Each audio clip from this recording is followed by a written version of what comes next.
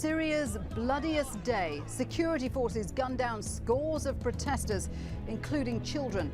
The Syrian president is accused of outrageous violence. Can Assad withstand the seeds of another Arab awakening? Or could the protests bring down yet another regime? This is Inside Story.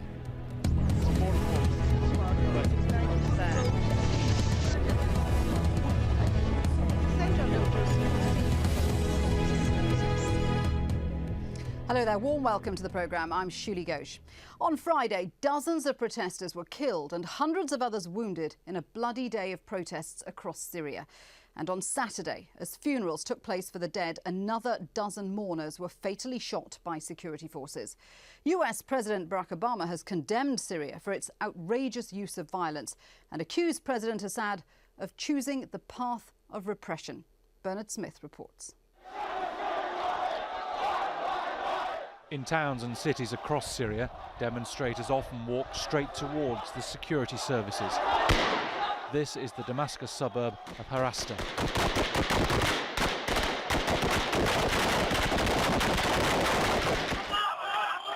The protesters must have had an idea of the grave risks they were taking.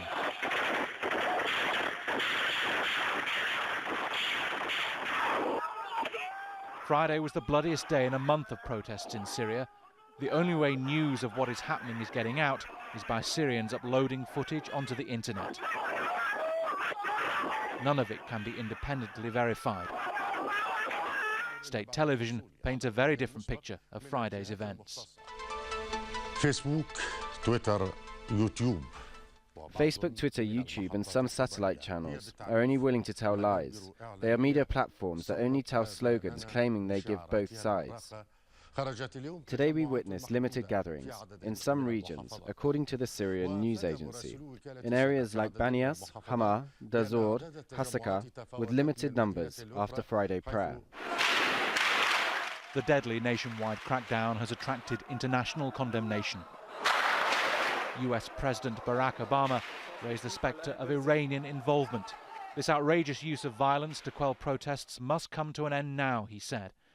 President Assad is blaming outsiders while seeking Iranian assistance in repressing Syria's citizens through the same brutal tactics that have been used by his Iranian allies. Oh, I don't think the President of the United States comes out and makes that kind of a statement without having had access to intelligence.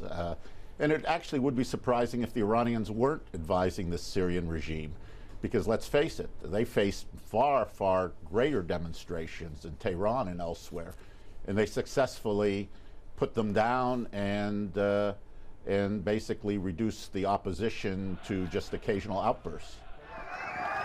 President Bashar al Assad has exploited fears of sectarian warfare, pointing to what happened in neighbours Iraq and Lebanon. The protesters have no credible opposition leaders to rally around. The Syrian government knows this, of course, and so has decided that attack is the best form of defence. This boy was shot in the head. It happened just outside Dara. Al Jazeera has confirmed that 2 boys were killed here. Bernard Smith, Al Jazeera. Well, on Saturday, at least 2 Syrian MPs have resigned in protest over the deaths of their constituents.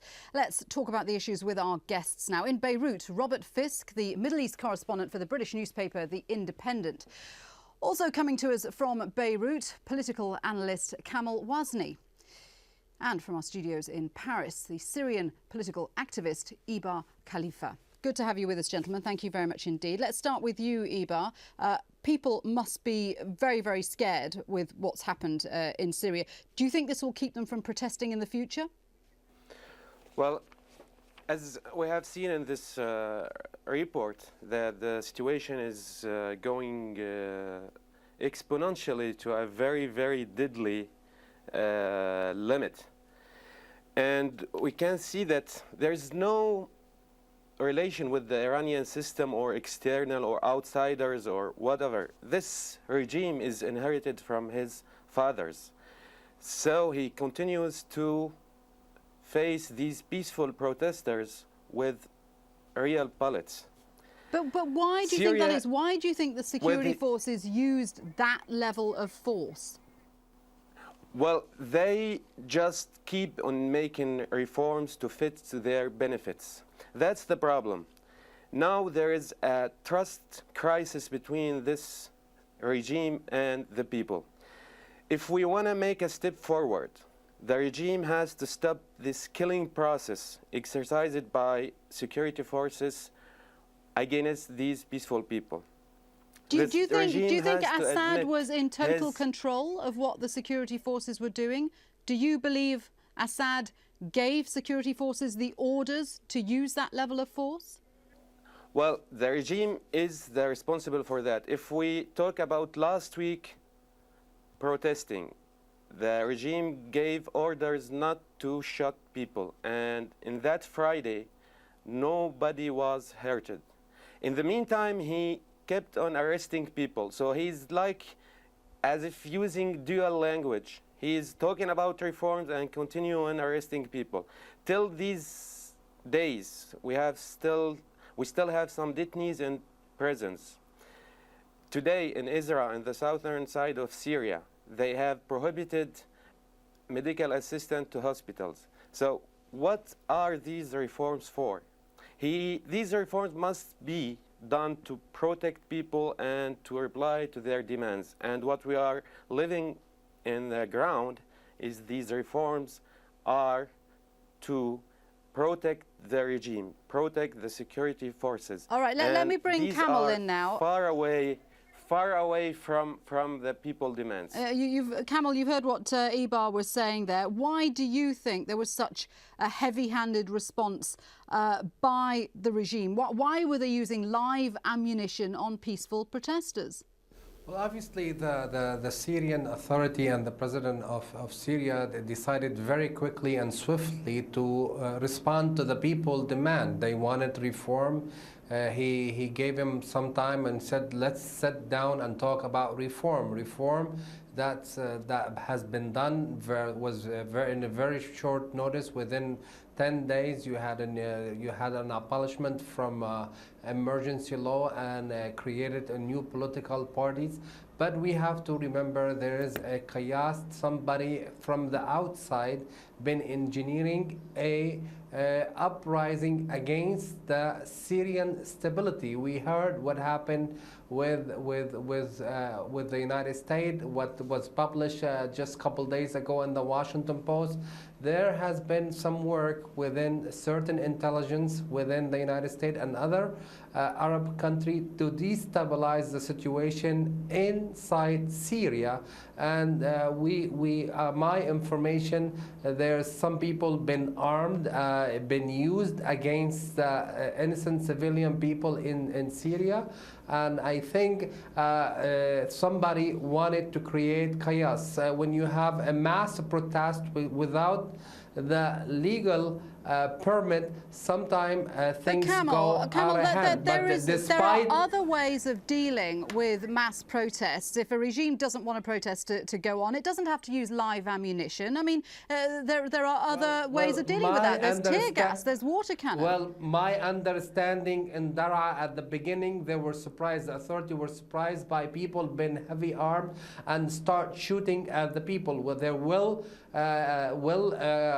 equipped, and they start dealing with fire against the authority. You have to be aware that a lot of part of the Syrian policemen and army been shot in the head.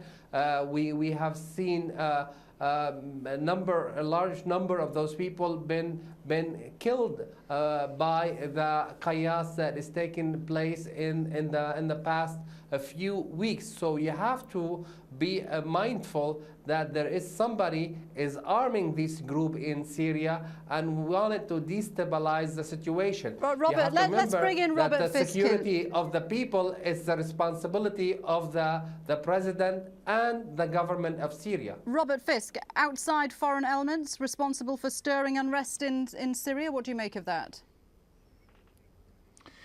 Well, look, first of all, one thing I would like to say, I think it's pathetic to hear Obama cashing in on cheap propaganda, claiming the Iranians are supporting the Syrians in the repression of the people. There is not the slightest piece of evidence that the Iranians are doing that. It will be much more dignified of the US president to say that his heart is with the Syrian people and he supports their protests.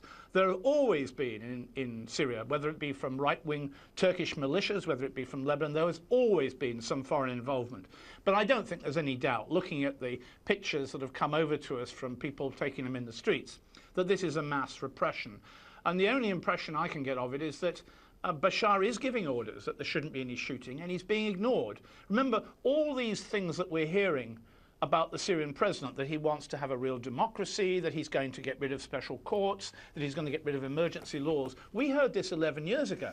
I was told by the president's friends 11 years ago this was going to happen after the death of his father Hafez, and it didn't happen.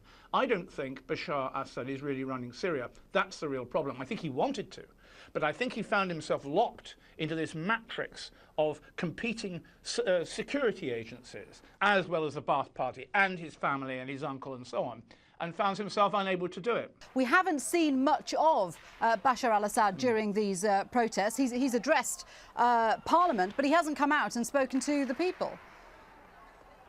No, that isn't his manner. I must say it was a pretty pathetic speech in Parliament. At one point he was even giggling. He made an equally pathetic speech when he was objecting to the mass rallies in Beirut in 2005 to get rid of the Syrians. You know, one of the strangest things about all these dictatorships, not just the one in Syria, is these people, Mubarak, Ben Ali, Bashar al-Assad, they seem to think they own their countries. Bashar, when he spoke in Parliament, sounded as if Syria was his personal property. And it's not. It should belong to the people, and the people know that. And what Syrians are actually saying on the streets is, look, the Egyptians have recovered their dignity. The Tunisians have recovered their dignity. We want our dignity too. And the dignity they're getting is gunfire from men in leather jackets. OK, let's take a look at what the people, the protesters, are demanding. They want the abolition of Ba'ath Party monopoly on power and the establishment of a democratic political system. They want the release of political prisoners and the dismantling of the existing security apparatus to be replaced with a police force that serves the people. So, what has the president actually offered? Well, in fact, lifting the emergency law was one of a series of concessions Assad has made. Last month, he sacked his government, along with some local officials, and appointed a new cabinet. He established committees to investigate the recent killing of civilians in the protests. He's fulfilled a long-held demand by granting Syrian citizenship to thousands of the country's Kurdish minority. And just a couple of days ago, his new cabinet passed a bill abolishing the higher state security court. Ibar, back to you. Assad has made political concessions. Why is that not enough for the people?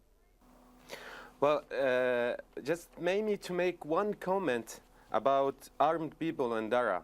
The first 5 days, it was children of 10 years old, and these children weren't armed. So please let the state television stop its propaganda about these unknown groups, about armed people. They are only peaceful. They are asking for dignity, for freedom, for democracy, for new election laws, and so on. Now, the problem with the new so-called reforms, that the regime is dictating these laws. They are not discussing with the people. They are dictating. They talk to the people from the parliament. They talk from the prime minister. So that's the problem. There is but they've abolished emergency law, and they're looking at changing the constitution to allow more political freedom. I will explain. No, I will explain myself. Changing the name of the court doesn't mean changing the process of the court.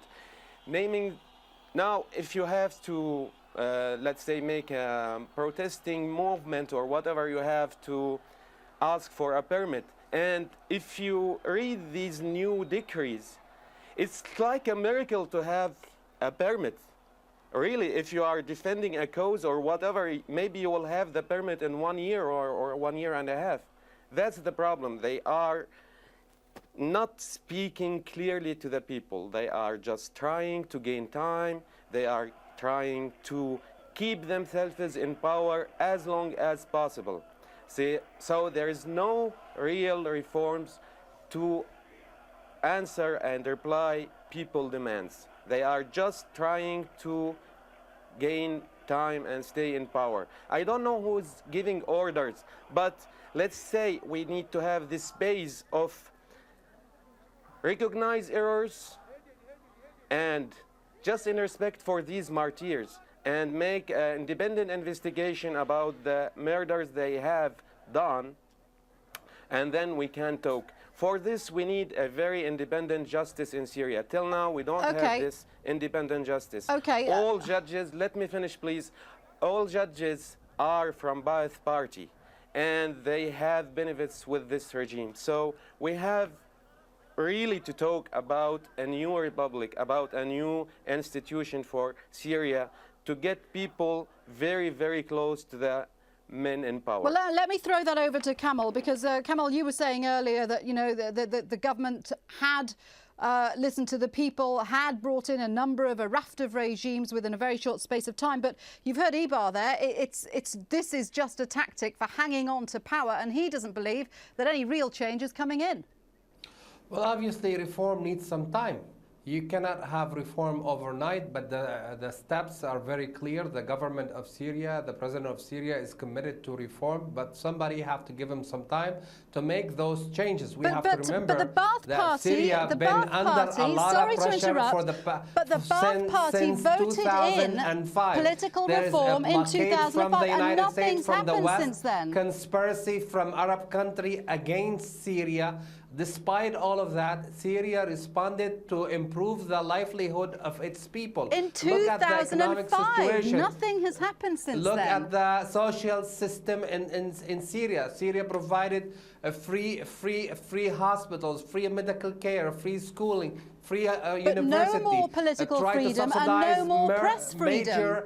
Major issues for its people. You have to remember, when you are surrounded by all these enemy wanted to topple the regime, then you expected the government to take some security measure to protect itself. It's not like there is a normal situation in Syria and everybody around the world wanted Syria to prosper. We know the blockade against Syria been in act since 2005.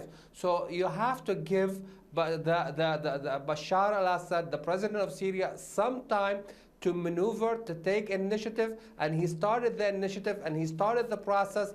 We don't want to see Syria a place like Afghanistan, where you have the Taliban taking over the country. We don't want to see those extremists coming to the street and from the alley and shooting but Kamal, with all due respect, I'm sorry, may I please ask you a question? May I please ask you a question? Okay, this line about Islamists taking over in the street outside foreign forces being responsible, these are the kind of things we have heard from Colonel Gaddafi in Libya, from Hosni Mubarak in Egypt, from Abdel Ben Ali in Tunisia. These are the same kind of excuses bandied around by other despotic leaders. Well, there is a fact in there's a history in Syria with the extremists, those who wanted to have their own kind of government. Nothing against Islamists, nothing against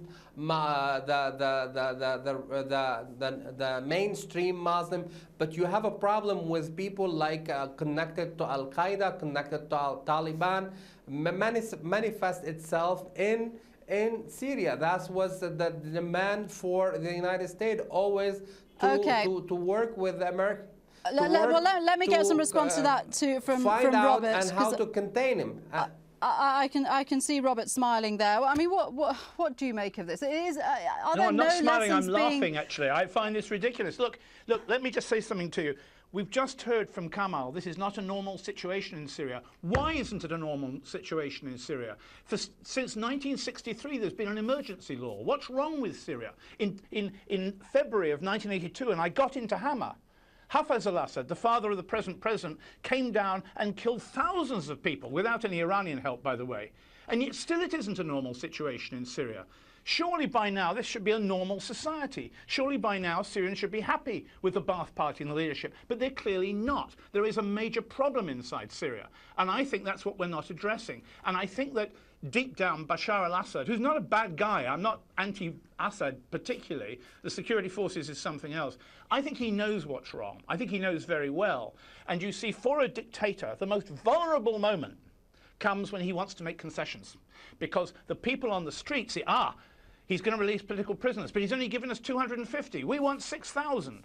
He's going to get rid of the special courts. Right, we want parliamentary democracy. This is the moment that Mubarak started making concessions. It's the same moment that Ben Ali started making concessions. Because when you make concessions, the people who don't love you, they want more. And that is what is happening in Syria at the moment. And instead of facing it with gunfire, let me just answer this. Why doesn't, for example, let me finish. Why doesn't President Assad, if he's so keen on parliamentary democracy, say, OK, we'll have parliamentary elections, they'll be free, I'll stand for the president, and anyone else can as well. But this is the question. I mean, how much freedom does he have? Because there is this question mark over whether he wants to be more reformatory, but the people around him are not allowing him to be so. Well, that's what I said earlier on. We waited 11 years for reforms and we haven't got them. We were told, I remember, the day, let me finish, Kamal, the day that Hafez al-Assad was buried, I went to his funeral in the Alawi Mountains. We were told by friends of the new president, because of course the Ba'ath Party changed the rules so he could become the president, we're talking about Bashar, that all these reforms which we're now hearing about were going to happen. We were told Syria was going to be free, and it never happened. It didn't happen. In 11 years, that's more than a decade, Kamal. Because there was unusual circumstances. You have to remember that Syria is at war with Israel. There always is threat from Israel. There's the conspiracy that accused Syria that behind the killing of Hariri, they put a lot of sanction against Syria. So Syria is not like a country like in South America. There was no pressure. Syria, it's in a place where everybody want to get at the regime and at the president, and they want to target the president. So you don't expect somebody who's always being attacked not to be taking his guard and being defensive. So you have to remember that Syria it's in their circumstances. When it get a chance, it's working very hard to reform. Okay. And you know that Bashar al-Assad, he has the reform mind, and he wanted the change, and he cared about his people. Because if you look at the number that been killed in Syria, there are very few, and he considered them to be martyrs. Very quick comments from... There's a lot of ambush from those Islamists against their own... We're running out of time, and I do want to hear from Ibar one last time to talk about where do you see this going, Ibar? I mean, how can more pressure be brought to bear to effect a change, or will there be a change in Syria? Well, this is going to a blood of let's say of Syrian souls. We need to stop this. The regime has to make real steps toward the people. They have to stop killing. They have to stop the propaganda of the television state. They have to stop promoting conspiracy theory about these outsiders or insiders. They are always putting a third part between them and the people. There is a crisis of confidence between the people and the regime. The regime has to be in phase with people demand. Right now, he is far, far away from these demands. And if you are saying that it's not al-Assad who is controlling the situation, so let's go out to people and tell them that if you can, and if you are not really in ordering position, the situation is going to a very, very graphic limits. They have to stop this blood of Syria. Gentlemen, we're going to have to leave it there. A fascinating discussion. Thank you very much indeed, all of you. Robert Fisk, Ibar Khalifa and Kamal Wazni. Now, just before we go, let's have some of your responses to our last programme. That was about the situation in Libya. Gikundi from Kenya says, whereas I don't support the Gaddafi clan eccentricity, I also don't believe the Western powers, especially France and Britain, are so benevolent as to do the things they're currently doing in Libya. They're only after their own interests. Lisa from Sweden writes, surely there must be some rocks to turn with regards to the hasty decision to designate the Central Bank of Benghazi as a monetary authority and the formation of the Libyan oil company. And Jim in the UK emailed to say, why have the views of the African Union and BRIC economies been silenced? Why is there no mention of British oil corporations' interests in Benghazi? Well, if you have any comments about today's show, it's the usual address, insidestory@aljazeera.net. Until next time, from me, Shuli Ghosh. Bye-bye.